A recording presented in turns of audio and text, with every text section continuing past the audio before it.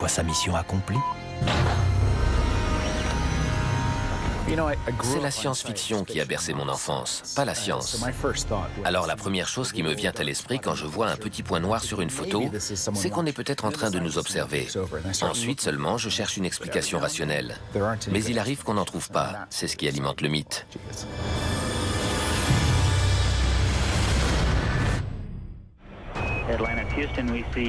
La mission secrète d'une navette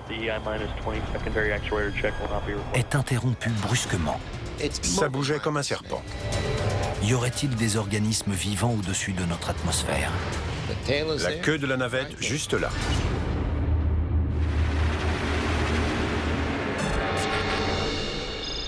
À 370 km au-dessus de la Terre, la navette spatiale Atlantis effectue une mission clandestine.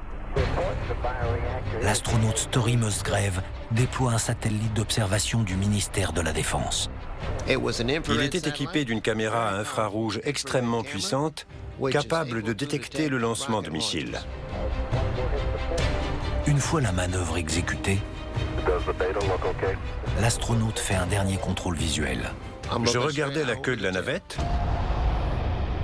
quand tout à coup, un objet est apparu de nulle part. Il était là. Ça ondulait comme un serpent et ça mesurait autour de 2 mètres de long. Je me suis dit, c'est quoi? Story Musgrave regarde la chose se tortiller dans l'espace. Ça bougeait à l'intérieur et ça a continué à s'éloigner. À la NASA aussi, on se pose des questions.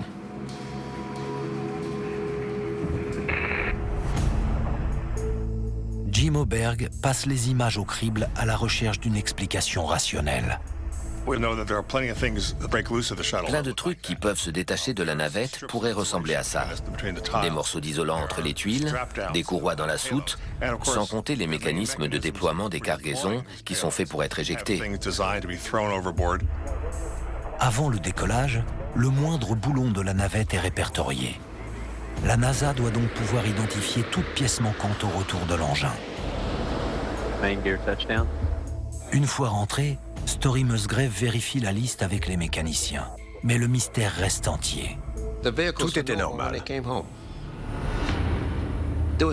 Il ne manquait rien.